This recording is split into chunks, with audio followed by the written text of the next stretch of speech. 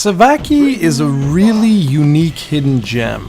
It was originally released in Japan back in 1998 by Sinus, a relatively unknown developer, even in Japan. Yes, it's another fighting game, but this one is really unique.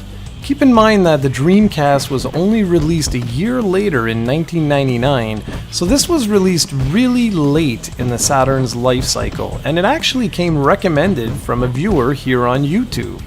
What makes Savaki so interesting is that it really doesn't play like many fighters on the Saturn. It is extraordinarily basic and yet highly complex at the same time. So let's start off with what makes it basic. Well, for one thing, the menus are simple. There are only 3 gameplay modes, a practice mode, a 2-player versus mode, and a single-player arcade mode. And there's only one background or arena to fight in, which is a cage match of sorts, and it looks quite basic by today's standards. As a matter of fact, the graphics as a whole look incredibly primitive today. However, back in 1998, this would have looked quite good, especially given the smooth animations. Savaki only features 7 playable characters, and they don't even have names.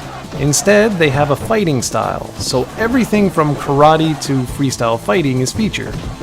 That's quite basic, guys. Like, really basic. However, the fighting is extremely complex. The gameplay footage you're watching is of me getting my ass handed to me by the computer. There are no difficulty settings here, ladies and gentlemen. So here's where Savaki really shines, because it's so different. You can not only block incoming attacks, but you can also kick and punch. And that's right, it's fairly common for a fighting game to feature those components. However, in this one, your opponent has 3 strike zones. That means legs, torso, and face. Again, not exactly breaking the world record of innovation here, but it's the fake-outs and counters that really separate this from the rest of the pack. There is an entire button dedicated to counters, or Savakis as the game calls it. You have to hit the button and the direction at the exact moment the opponent strikes in order to break their attack and open a window for a mighty counter-attack. As for fake-outs, the Y and Z buttons are fake punch and fake kick respectively. This is really unique because if your opponent decides to counter a fake-out, you have a great window of opportunity to deliver a real attack. Each fighter plays completely different than the last, and it takes a heck of a long time to get good with any of the fighters. I just quickly wanted to show you all an assortment of fighters available, but believe me, it takes tons and tons and tons of practice to get really good at this game, because you're always trying to fake out your opponent, and they're trying to do the same to you.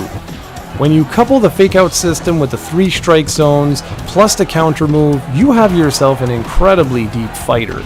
Because you're always trying to guess, okay, is he going to attack me in the torso, in the legs, in the face? Is that even a real attack? It's really unique and very, very interesting.